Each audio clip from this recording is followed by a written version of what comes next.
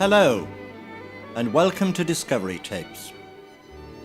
The routes have been chosen to show you the most beautiful views and the greatest variety of scenery, as well as covering the majority of the principal places of interest to the visitor. The scenic drive you have chosen starts and finishes in the market town of Buxton and is approximately 22 miles long. Each of the Discovery Drives outlines the beauty of nature to be seen in the Derbyshire landscape. The route takes in green and leafy lanes, quaint and charming villages and heather-covered moors, to say nothing of the stately homes en route. The time needed to complete this narrated tour is entirely up to you. Stop wherever you wish and visit wherever you want. Have a picnic or take a stroll, but please remember to stop the tape whenever you park or you are held up at a junction. And if you have missed a direction or information, just rewind the tape to that point and continue your journey. As with many country roads, they can be narrow in places, and like the Peak District scenery, always expect the unexpected. The drives are based on an approximate speed of 40 miles an hour on main roads, to as little as 15 miles an hour on the narrower sections. Before you start your journey, set the odometer to 0. This will give you an idea of where you are on the route. I hope you enjoy your tour, and I look forward to joining you on the other Discovery Drives in this series. The drive starts from the marketplace on Higher Buxton, facing the Town Hall clock. Remember, if you are held up at the traffic lights or junctions, switch off until you are able to move on again. When you are ready to move forward from the car park, proceed to the road on the right-hand side of the Town Hall, the name of which is Terrace Road. Turn left and descend to the traffic lights at the bottom of the hill, and continue straight ahead through these lights and towards the first traffic island, where we bear left with the imposing Palace Hotel on our right. Pause the tape now, and after the traffic island, restart the tape.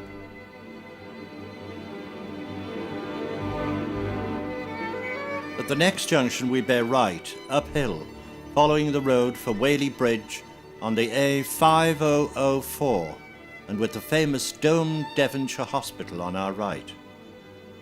Now, whilst we travel along this road rising out of Buxton for the next 2 miles, and before we turn off, I will tell you a brief history of Buxton. Buxton developed because, among other natural occurrences in the surrounding countryside, it has thermal springs exploited by the Romans, who established baths here when the town was used as a leave centre for the troops stationed in the area. Then it was known as Aqua Arnemetii, remains of which can be found in the town's museum. Its thermal springs were the most important in the region, exploited by the Romans, and as a result, Buxton was the first of the spas in the peak. The spa waters issue from the St Anne's Well at a temperature of 28 degrees centigrade, which is 82 degrees Fahrenheit all year round, and have been used chiefly by sufferers from rheumatic complaints, gout and arthritis from early times, including Mary Queen of Scots, who visited the thermal baths, which later became the Old Hall Hotel. 4 times she visited, between 1573 and 1582. The warm water from the well in the Crescent is excellent to drink, especially taken with a small dram of whisky. The water is pumped to the well from the former pump room, now used as the Tourist Information Centre. Now we need to take the first left turn, signposted to the Goyt Valley, just past the white farmhouse, also on our left, as we reach the summit of the hill.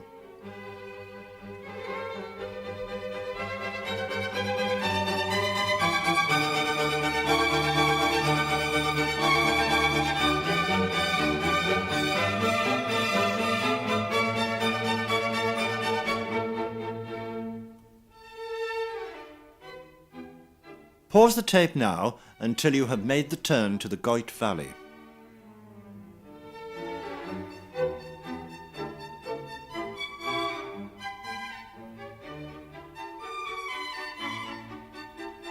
We have now taken the left-hand turn to Goyt Valley, and crossing over the cattle grid and keeping an eye open for sheep and lambs grazing on either side of the road, we will immediately see on our right a shrine where fresh flowers are regularly placed, and beyond this the road descends steeply.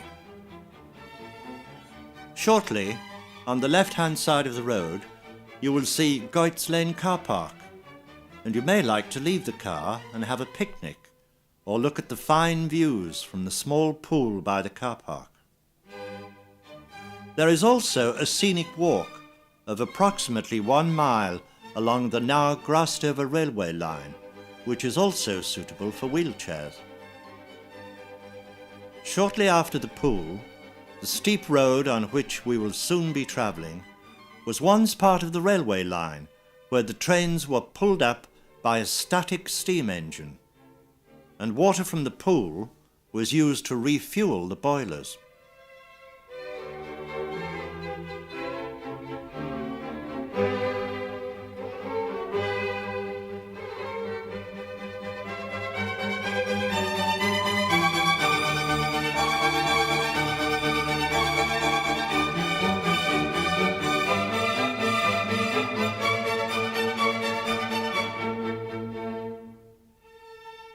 Pause the tape now until you wish to restart your journey.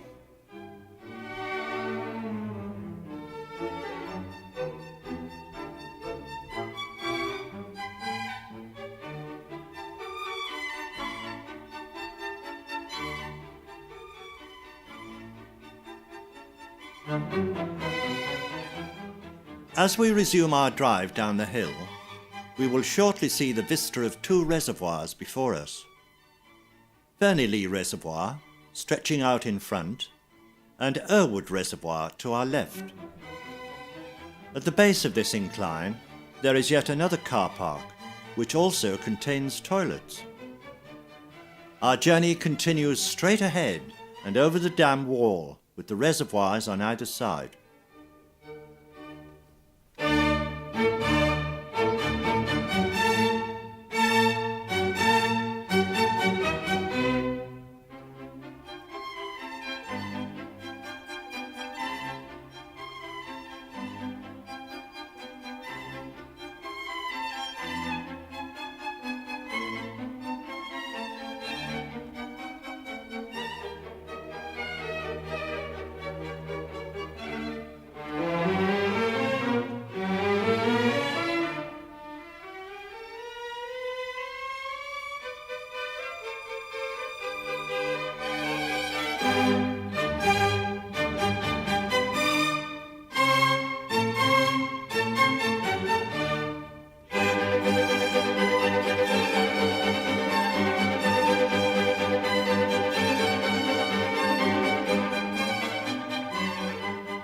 Pause the tape now and rejoin our route as we cross the dam wall.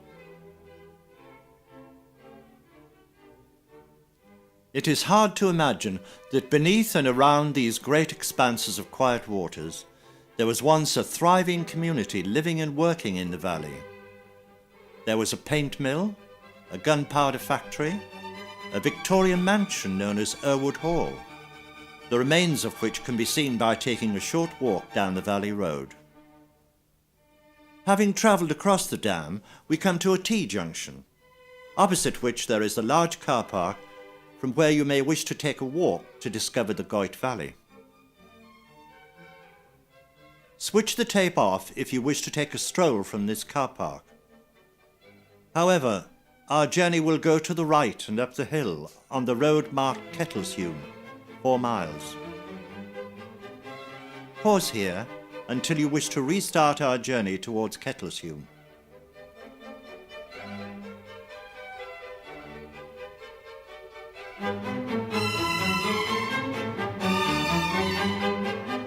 Drive up through the trees and onto the moorland plateau, whereupon we will see spectacular views. There is a car park on our right at the summit, but continue ascending whilst I tell you a little more about the reservoirs we have left behind.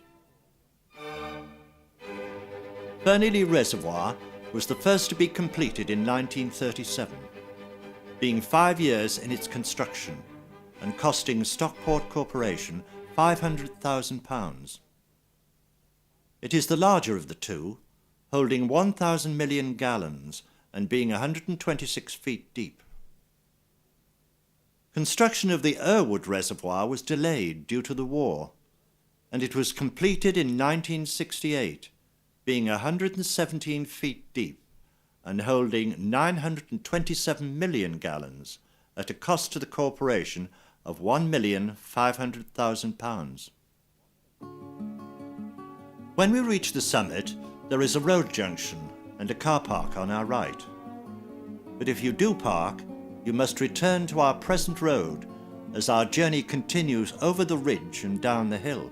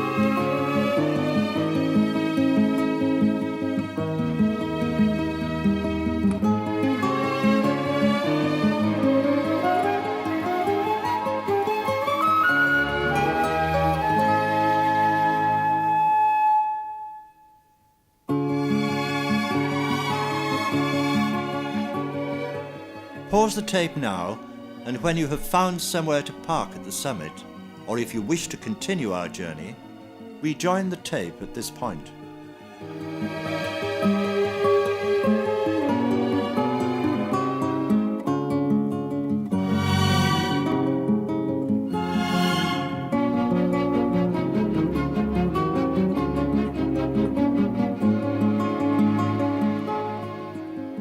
We are now looking over the Cheshire Plain with its extensive views and flat basin extending towards the coast.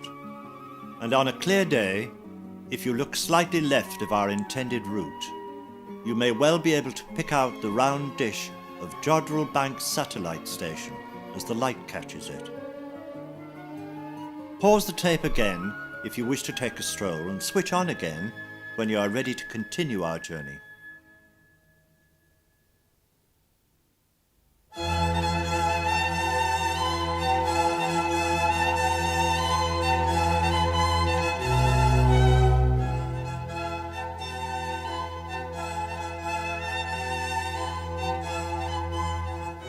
Follow the road downhill, signposted towards Salterford, Rayno and Bollington, until we come to a very small chapel known as Jenkin Chapel, which is surrounded by a few trees and gravestones.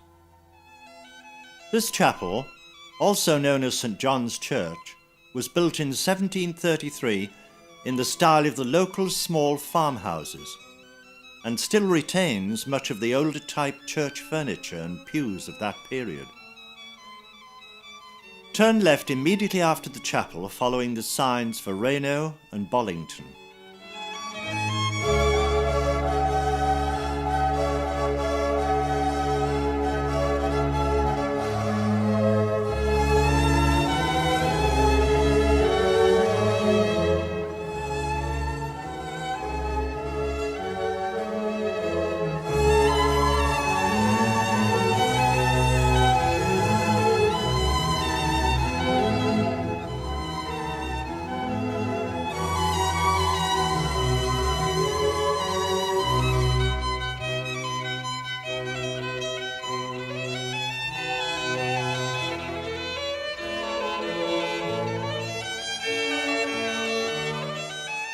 Pause the tape now and rejoin our journey when we have turned left at the chapel.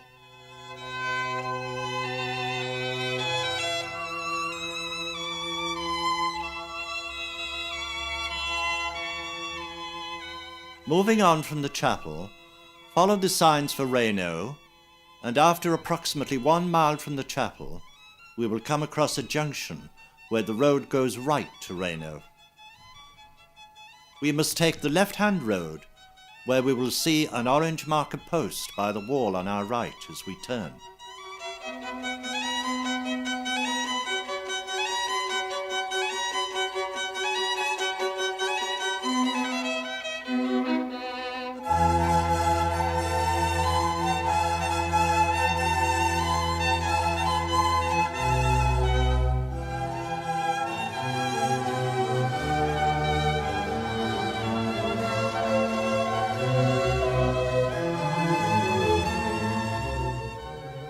Pause the tape again, and when we have made this left turn, I will give you further instructions.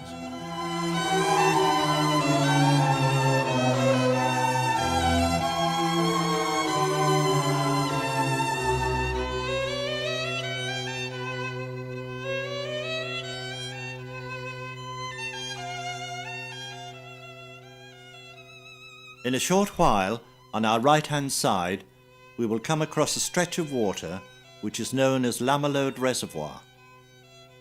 We must keep a lookout for the Peak District National Car Park and toilets over the cattle grid on our right. Pause the tape now if you park and stroll down to the lake to have a breath of fresh air in this delightful valley. Moving on again, after visiting the car park, our journey will proceed along this narrow road for the next 1.5 miles, twisting and turning until we come to the main crossroads at the junction with the Macclesfield to Buxton road. Caution is necessary at this junction, as our journey lies straight ahead, following the sign for Wildboarclough, 3 miles.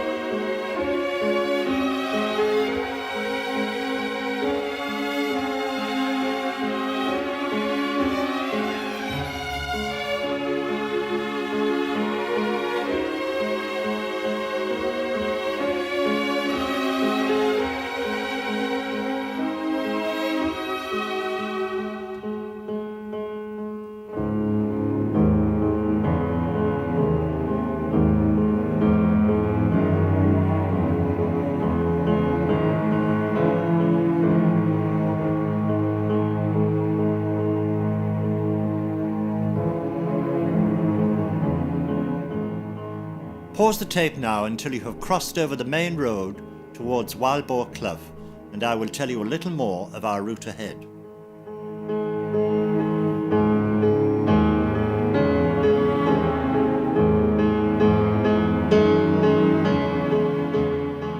Now, having crossed the main road and looking over to our right, we will see Shutlingsloe, a very pronounced conical hill, where every year there is a fell race to the summit and back. At 1,659 feet, this is the highest peak on the Cheshire Plain, known as the Cheshire Matterhorn. Beyond and below this, you will see the Macclesfield Forest. We continue travelling down the hill. Do not turn off this road until we reach the bottom, when we turn right by the telephone box, following the route signposted Wildboarclough, Winkle and Forest Chapel. Pause the tape now, and when we have made the right turn at the bottom of the hill, switch on again.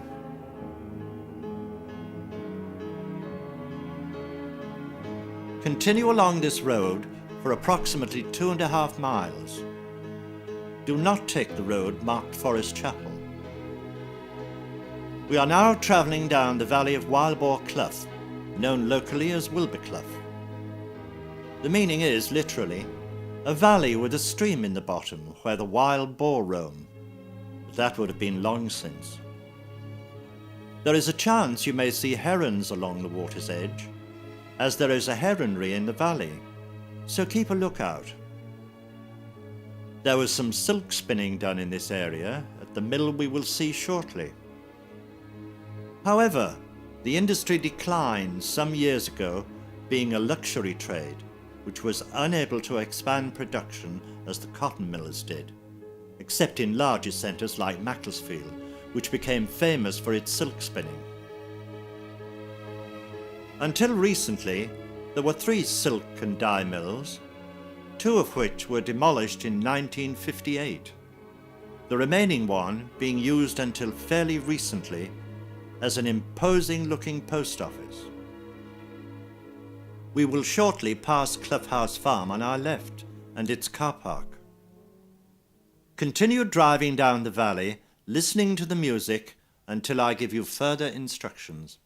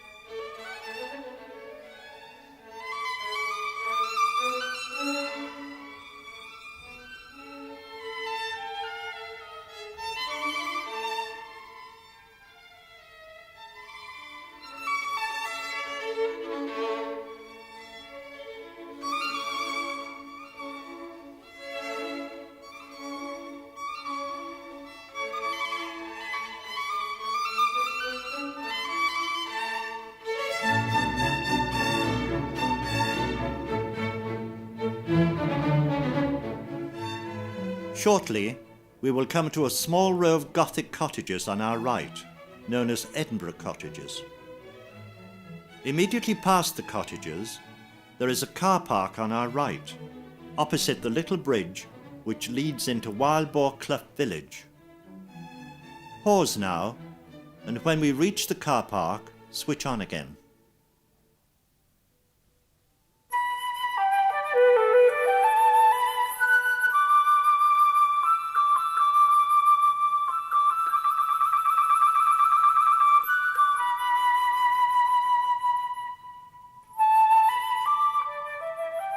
This car park is an ideal place from which to take a stroll over the bridge, which was demolished in 1989 by a flash flood.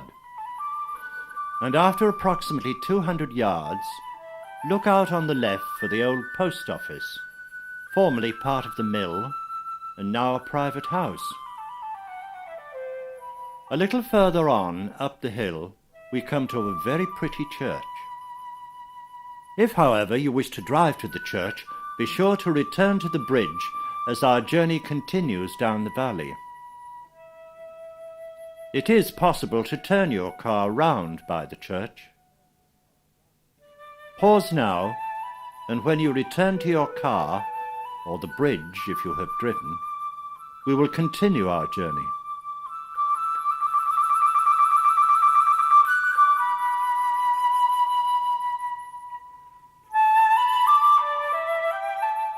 Having visited the village, we will now resume our journey down the valley, and just around the corner on our intended route, on our right-hand side, we come across the Cragg Inn.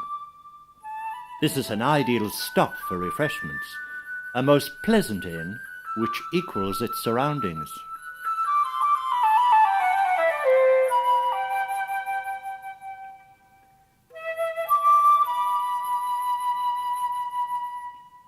Continue travelling down the valley, keeping the river known as Clough Brook on our left.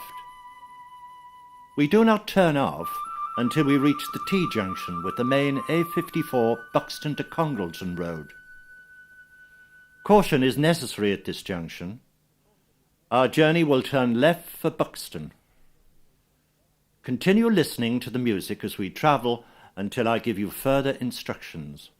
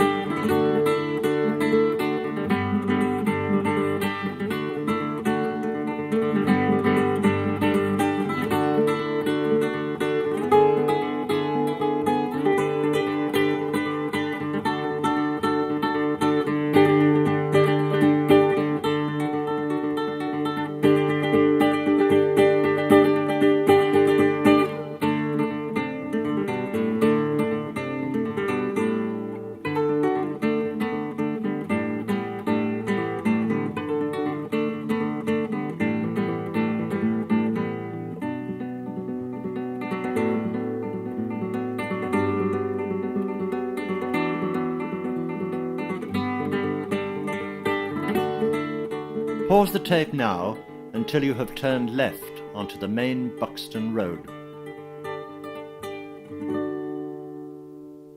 Once over the bridge, we will go uphill towards an attractive little chapel on our left, and then almost immediately before the Rose and Crown Inn on our right, turn right and almost back on ourselves and continue uphill on the road signposted Cornford 2 miles. Pause the tape again, and when we have made this further right-hand turn, I will continue.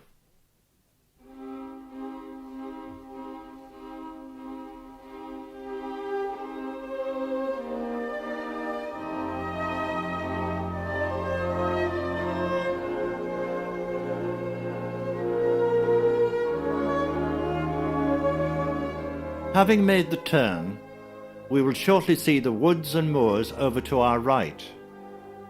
This is part of the Dane Valley, and after approximately 1 mile, just before the brow of the hill, we will see on our left farm buildings and a cottage, which was once the Eagle and Child Inn on the former Gradbach to Wildboarclough packhorse route. The White Inn sign can still be seen on the wall above the door.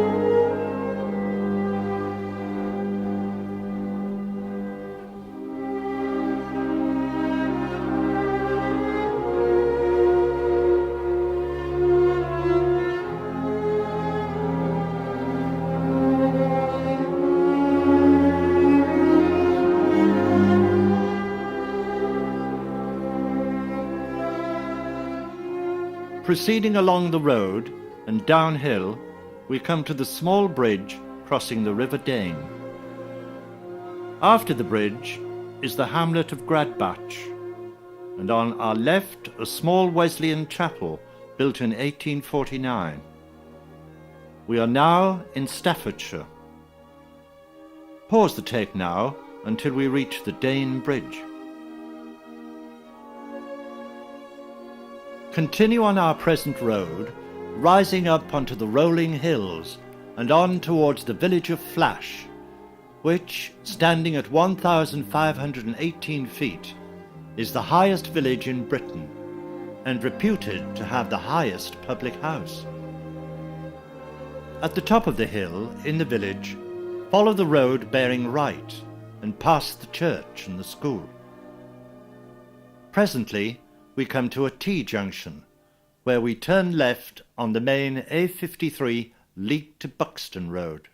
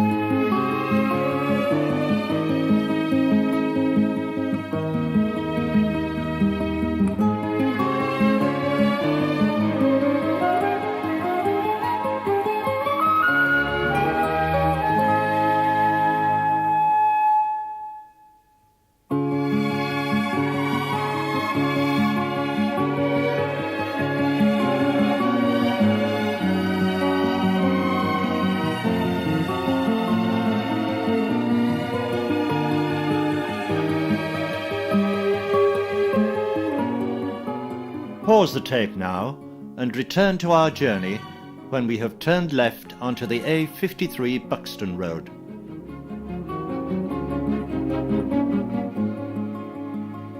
Follow this road towards Buxton and we soon come back into Derbyshire. Continue rising to the summit of this hill. The moor area on our left is known as Axe Edge, and from this watershed emerge 5 rivers known as the Wye, Goyt, Dove, Manifold and Dane. After a short while, there is a car park on our left opposite the turning for Brund side. This is where the old road used to loop round before the valley was filled in to make the road straight ahead.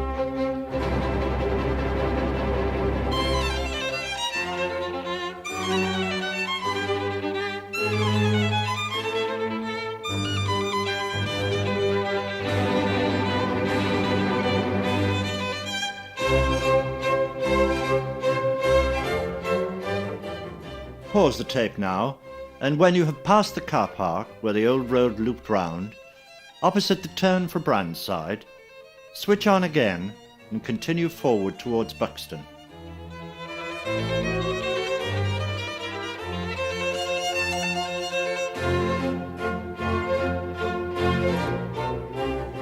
Continue towards Buxton, and as we begin to descend, overlooking the town of Buxton and the panoramic views over the moorlands, we come across Stanley Moor Reservoir on our right. And using this as a marker, and looking beyond, we can see a tower-shaped folly known as Solomon's Temple. This was built in 1896 to give employment to local young men, and is a focal point which is visible from all Buxton's approach roads. The road continues down into Lamaload and Burbage, once separate villages but now suburbs of Buxton. At the traffic lights, follow the signs for the town centre, passing Burbage Church on our left.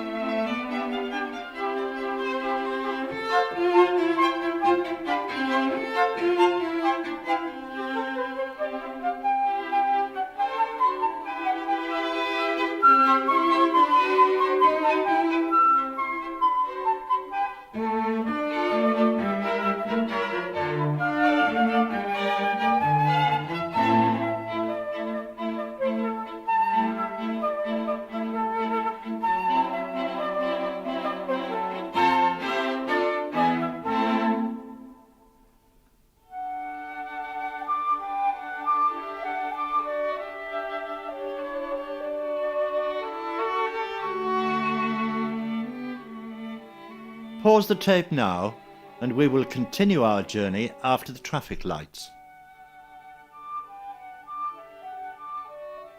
After approximately 1 mile, on our right we will come across Buxton swimming baths, Pavilion Gardens and Opera House. Just before we come to the next junction, on our left we can see the imposing architecture of St. John's Church. Once we reach the junction with the main road, continue straight ahead and drive forwards towards the roundabout bearing to the right. Drive to the traffic lights where we go uphill again, and if you wish, park in the marketplace in front of the town hall. Our journey is now complete. Do not switch off immediately, as I will tell you a little more about the town of Buxton. Once you have found somewhere to park, take a walk behind the town hall through the wooded landscaped garden known as the Slopes, down to St. Anne's Well, where the warm spring water issues throughout the year, with the spectacular crescent opposite, designed by John Carr of York in 1780. Walking to the left of the crescent, you will come across the information office and the Old Hall Hotel, both being at one time part of the thermal baths. Close by, and just round the corner, is the Opera House, which is well worth a visit. It was designed by Frank Matcham, a famous theatre architect, and opened in 1903. It was used as a cinema from 1932, but gradually fell into disrepair. Completely refurbished and reopened in 1979, mostly from local donations, it is now run by a small staff supported by more than 100 volunteers. The programme attracts audiences from great distances, particularly for the annual International Gilbert and Sullivan Opera Festival, details of which can be found in the Tourist Information Centre. The Pavilion Gardens have excellent landscape grounds with miles of pathways, a lake and various other attractions which are well worth visiting. You may also wish to visit Poole's Cavern.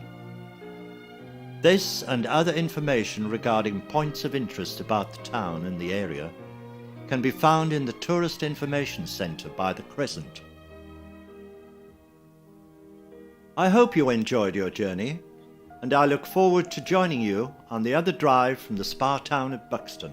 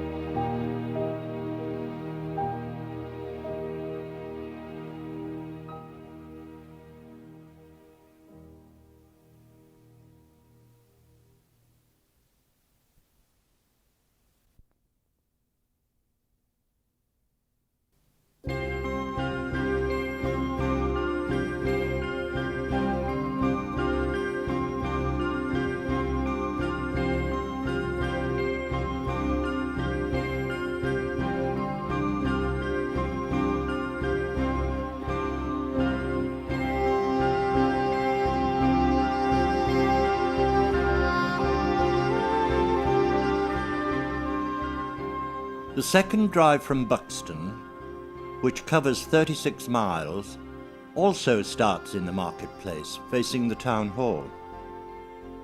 Remember, if you are held up at the traffic lights or junctions, switch off until you are able to move on again. When you are ready to move forward, we need to turn right in front of the town hall, and keeping in the right-hand lane, we now turn right again towards the Pelican Crossing and subsequently over it.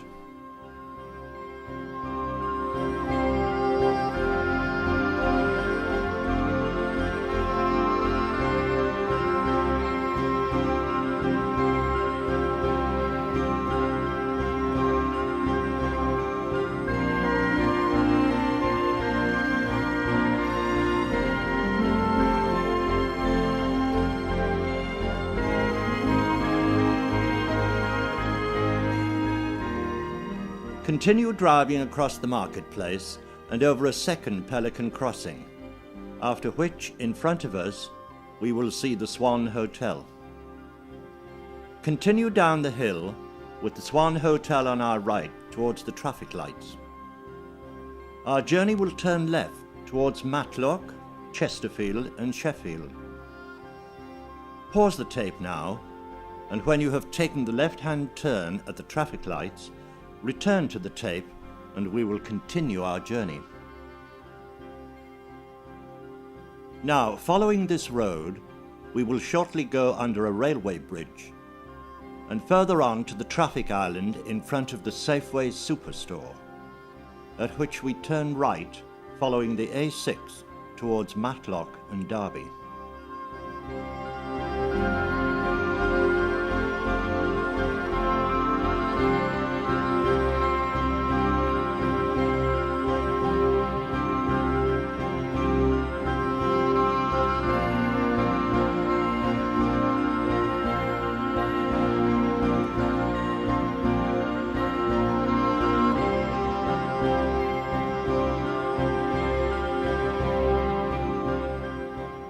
Pause the tape now until we have turned right, taking the A6 road to Matlock from the roundabout in front of the Safeway Superstore.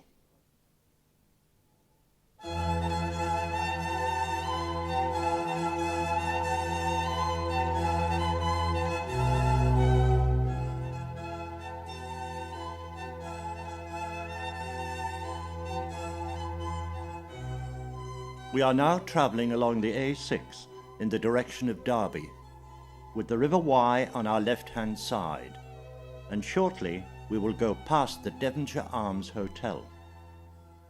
Almost immediately after, we travel beneath our first railway viaduct.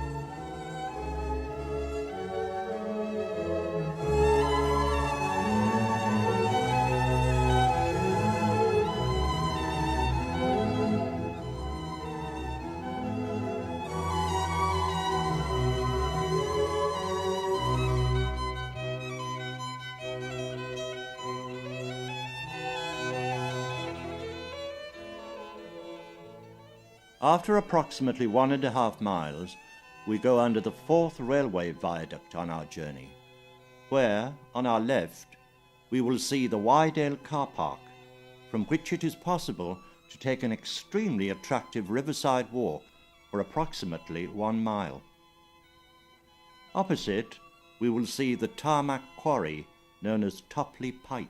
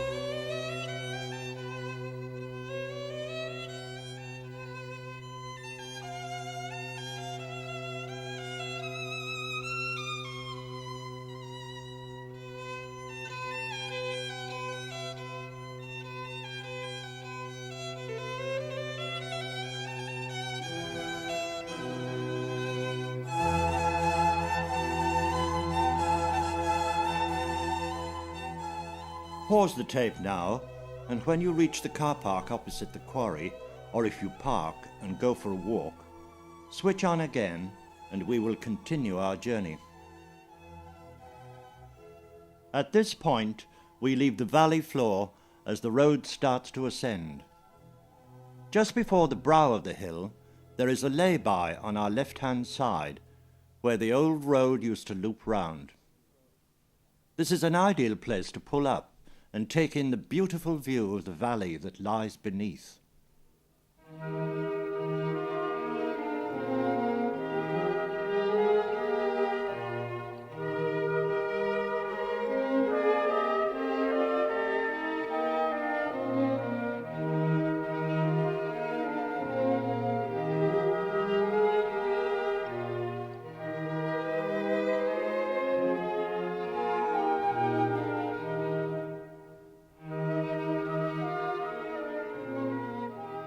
Pause the tape again if you visit the lay-by. If not, switch on again as we drive past.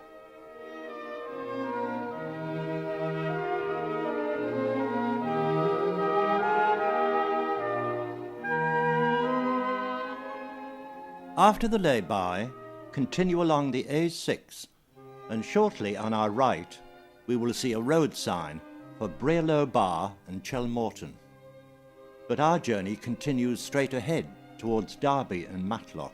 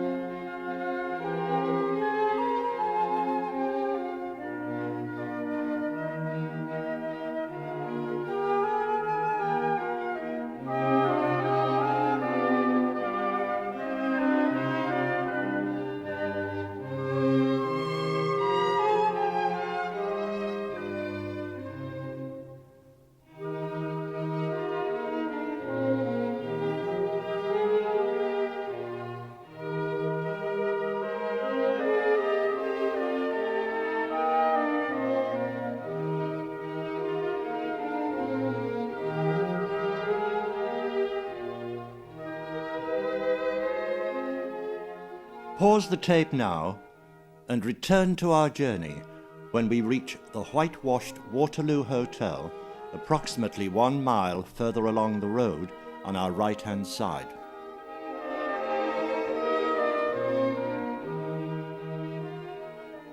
Having just passed the Waterloo Hotel, we are now at the summit of the A6. As soon as we approach the dual carriageway ahead of us, we need to start indicating right, as we will be taking the second right-hand turn into the village of Taddington. This and the village of Taddington lie approximately 1,200 feet above sea level. Pause now until you have made this turn into the village. Now, having turned into the village, we will see a minor crossroads, but we continue ahead for a while until we come to a further junction of roads. On our left by the signpost, we will see the village church of St. Michael and All Angels, but we need to turn right here, travelling uphill towards the villages of Flagg and Moniash. The road we will be travelling up is known as Humphrey Gate.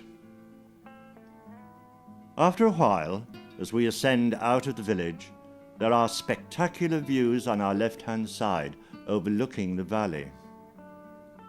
If you wish to pull over and have a look at this splendid view, please do so after the bend, where the road straightens out. Pause the tape now, and when you are ready to proceed, having seen the splendid views over the Wye Valley, we will continue our journey.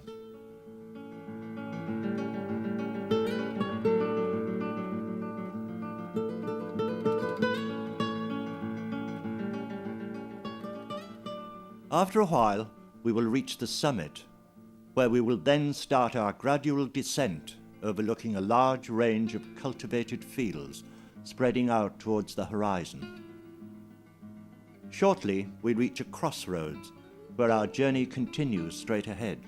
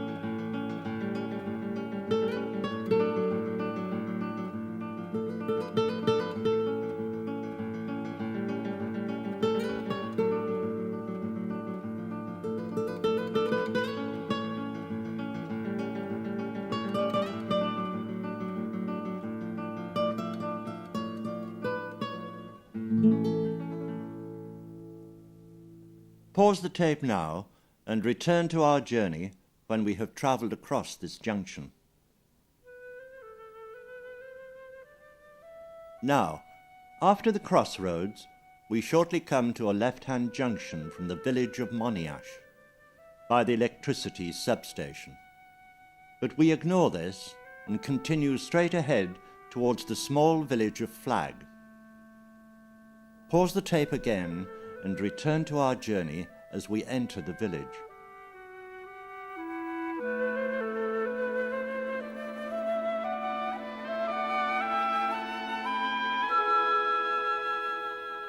Continuing forwards through the village, shortly we need to turn left by the red phone box and bus shelter, after which we go into a very sharp left-hand bend, and almost immediately a right-hand bend, before ascending the straight hill from the village.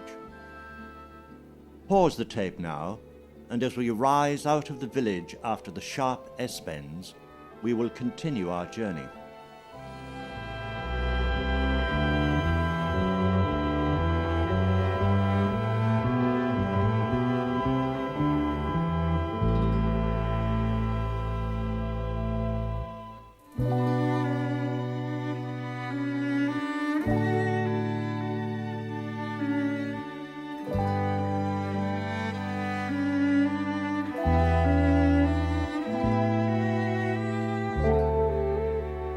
As we climb, we see a road coming in from our right-hand side, and we ignore this, continuing to bear left until we come to a T-junction with the main A515, Ashbourne to Buxton Road. At this junction, turn left towards Ashbourne. Shortly after having made the turn, we go past the ancient coaching inn, known as Bullet Thorn, on our left.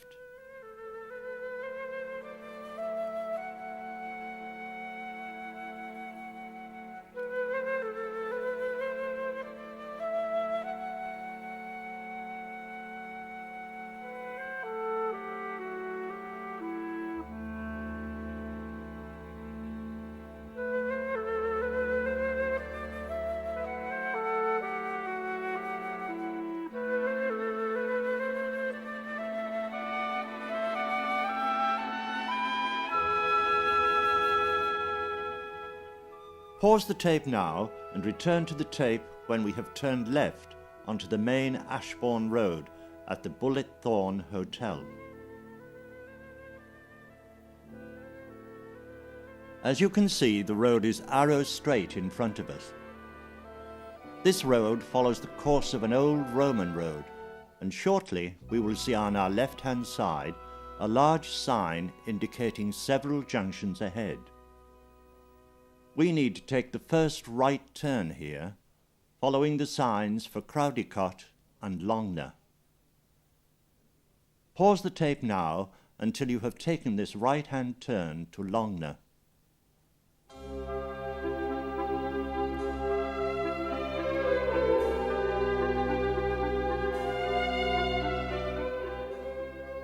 Immediately, we will see below and to our left Herdlow High Peak Trail car park and picnic area, where you can take a stroll along the now disused railway line.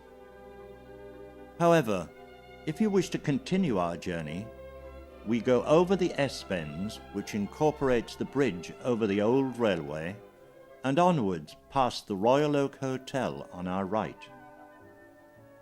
Remember to pause the tape now if you park, but if you wish to continue our journey past the inn, after our initial ascent, the road narrows as it dips into the trees. After approximately 1 mile, we will come to a small crossroads, indicating that we are now in the area called High Needham.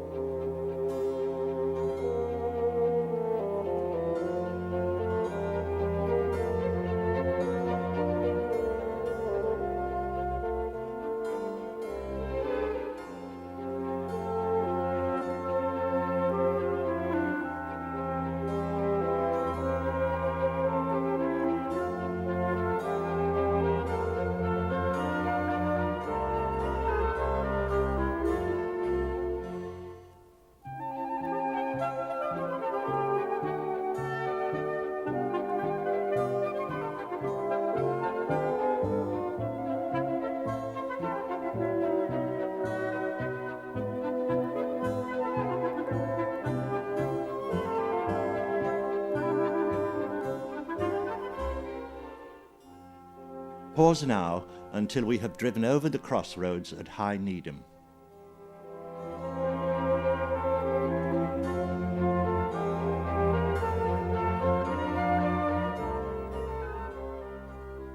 We need to continue on our present road as it descends into the village of Crowdicote.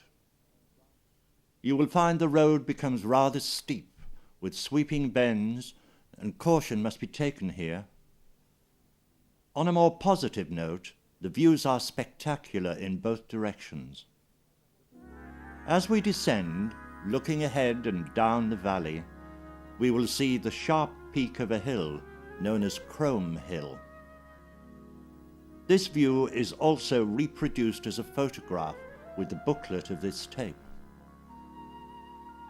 This is one of the very few actual peaks in the Peak District and was carved by glacial movement.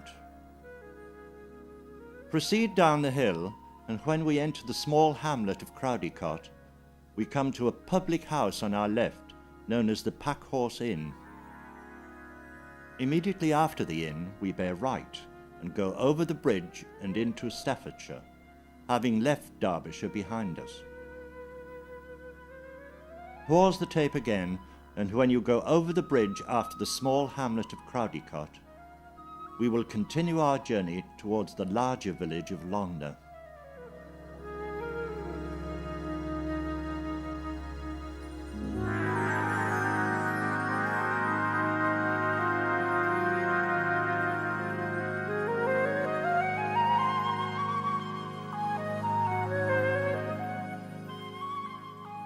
After a short while, as we rise up the hill into Longnor village, on our left-hand side, we will see a junction coming almost over our left shoulder, pointing us to the village of Sheen, 3 miles.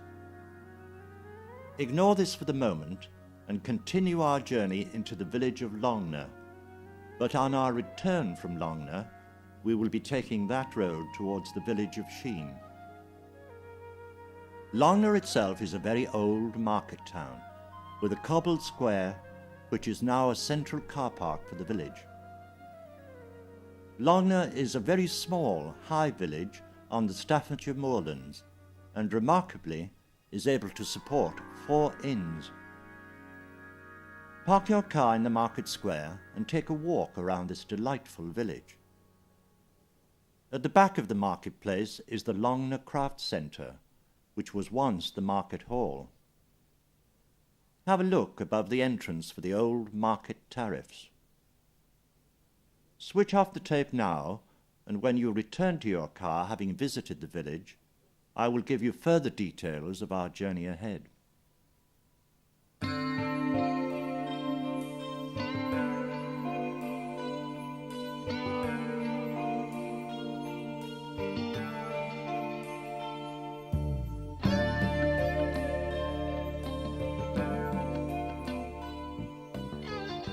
I hope you enjoyed your visit to Longnor, and now, as I previously stated, we need to exit the village by the same road on which we entered. With the red telephone box on our left-hand side by the Cheshire Cheese Hotel, we now leave the village of Longnor behind us. Shortly, we need to turn right on the brow of the hill, as previously mentioned, towards the village of Sheen, 3 miles. Caution is required at this junction, as it is rather difficult to see the vehicles coming over the brow of the hill. Pause the tape now and rejoin our journey when we have taken this right-hand turn towards Sheen.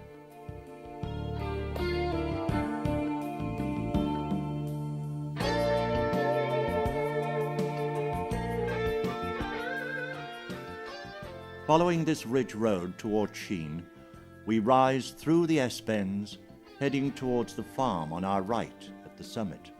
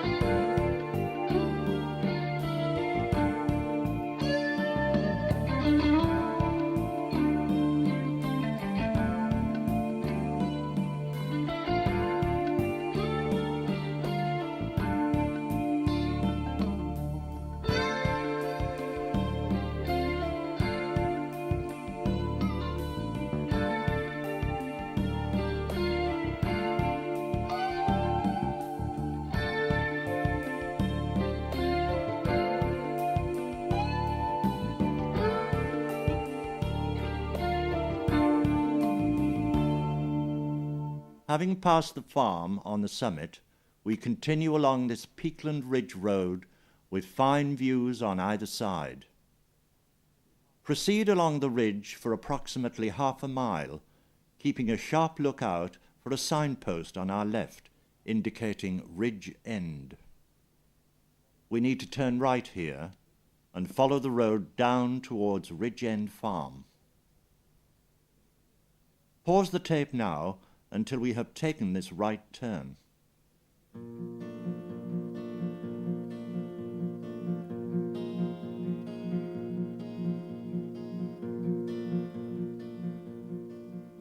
We now have spectacular views of the Staffordshire moorlands opening up before us. Continue towards Ridge End Farm, where the road sweeps to the left until we reach the crossroads ahead.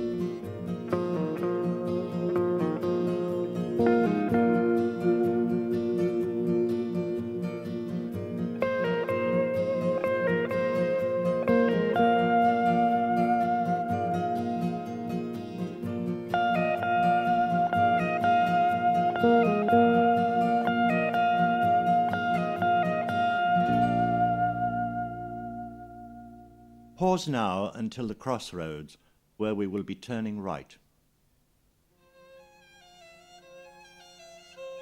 Having turned right, follow the sign for Brund, half a mile.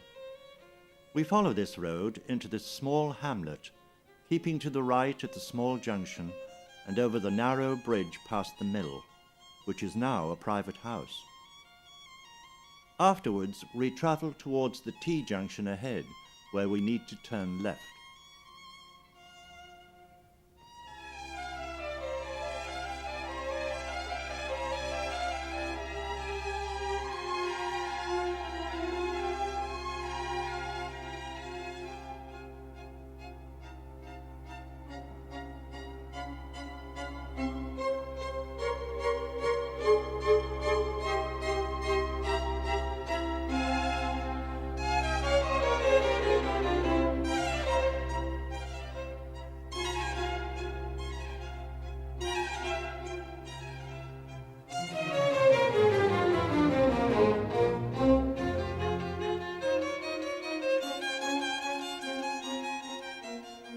Pause the tape now, and when you have gone over the bridge and taken the left-hand turn towards Hulme End, switch on again, and I will give you further directions.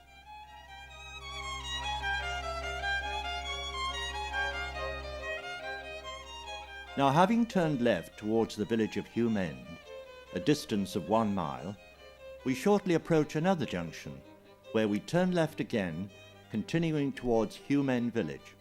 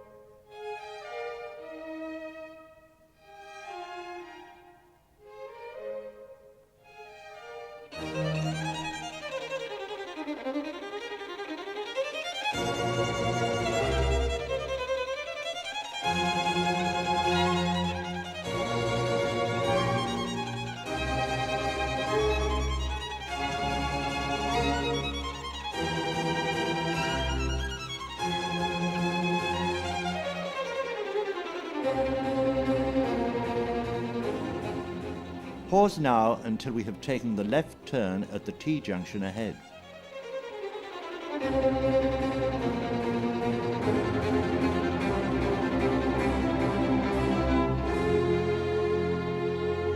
Continue into Hulme End, and when we reach the junction, turn right towards Warslow.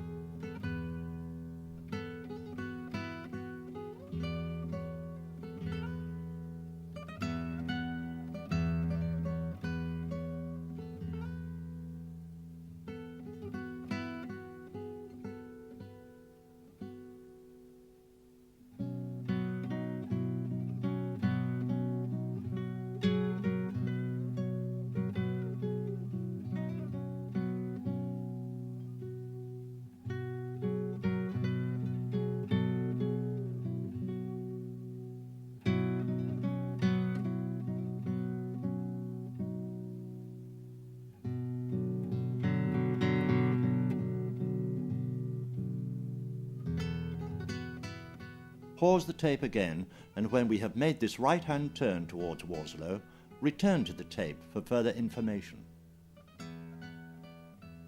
Immediately, having turned onto the Warslow Road, turn into the car park on our left. If you wish, take a short stroll or even a long walk along the old tarmac light railway track, which winds its way down the picturesque Manifold Valley.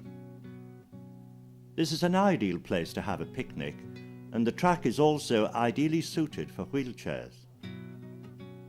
Within the car park boundary, there is an information centre and modern toilet block, which also caters for the disabled visitor.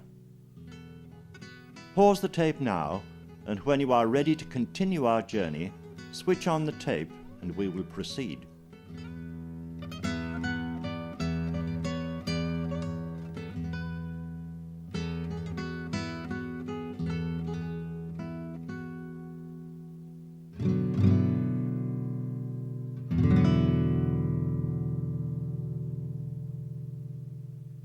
Turn left from the car park, proceeding ahead towards the next T-junction, where we will turn left, taking the road into the village of Warslow.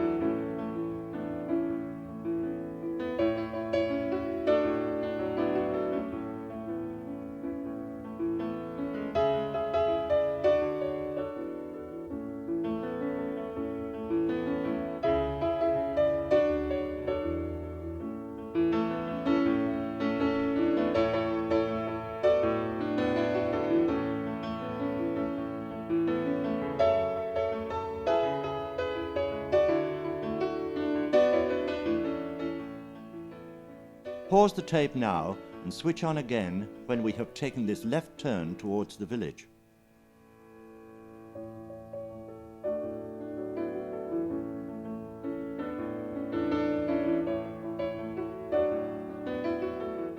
On reaching the village, we need to take the main right-hand turn, signposted Newtown and Leek.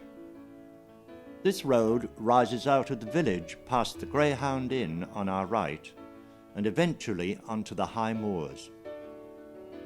Pause the tape now and return to our journey when we have passed the Greyhound Inn. As we continue climbing towards the moorland summit, after approximately 1 mile, we come to a sharp left-hand bend with a signpost on our right-hand side, pointing us in the direction Leek, 6.5 miles. We need to bear left, continuing along this road.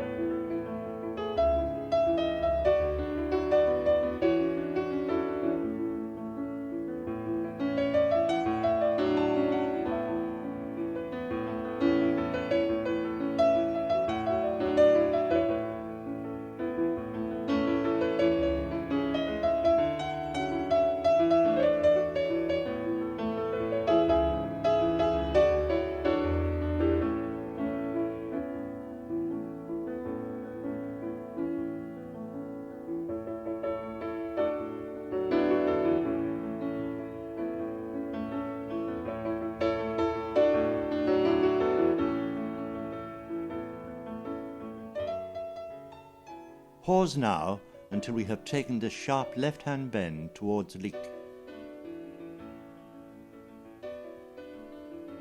Proceed along this road, where much of the moorland around us is owned by the Ministry of Defence, and often there is some military activity here.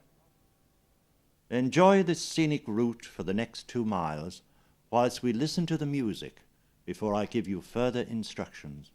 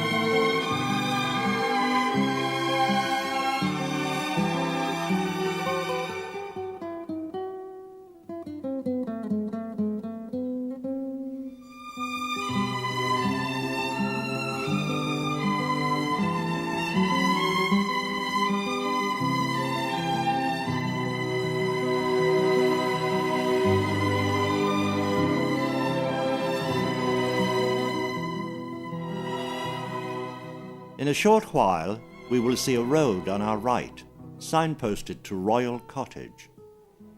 We need to ignore this and continue on towards the T-junction opposite the Mermaid Inn. Pause the tape now until we reach the junction in front of the inn. Drive across the junction into the inn car park. The car park is for patrons' use only, but nevertheless is an excellent viewpoint to enjoy the distant edges known as the Roaches. If the inn is open, a visit is strongly recommended. When you are ready to leave, return to the tape for more information.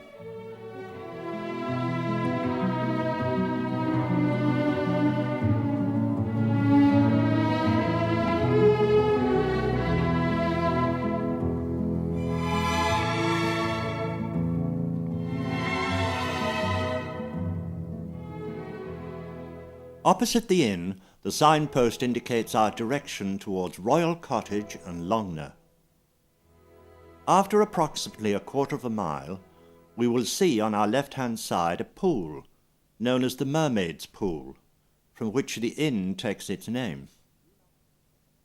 Continue along and do not turn off this road for the next 2.5 miles, following the signs for Royal Cottage, until we reach the junction on the main A53 Leek to Buxton road, where we need to turn right towards Buxton.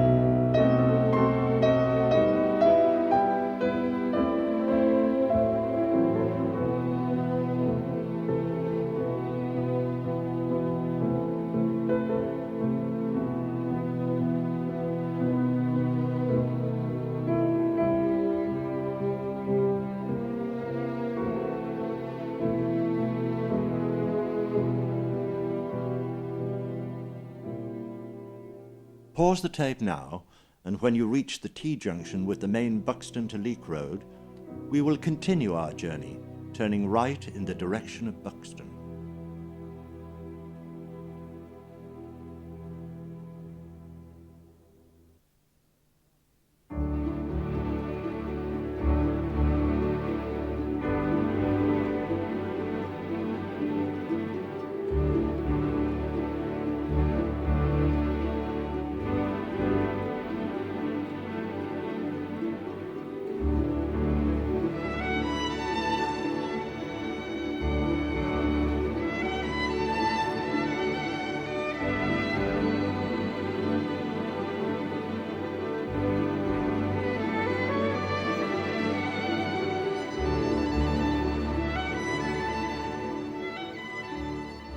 As we travel along this road towards Buxton, we must wonder how these hardy moorland farmers, in their seemingly isolated small holdings, manage and have managed for many centuries to fashion a living from these harsh moorlands, where, at nearly 1,600 feet above sea level, winter has an extended playtime.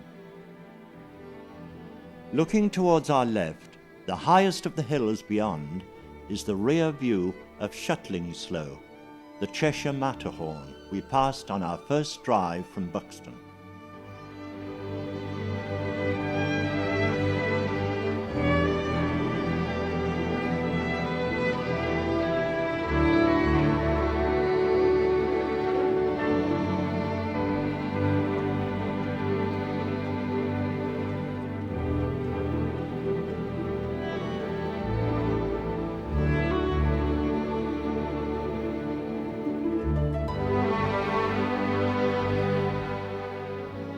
Also on our left, we have a fine view of Flash, reputed to be the highest village in Britain.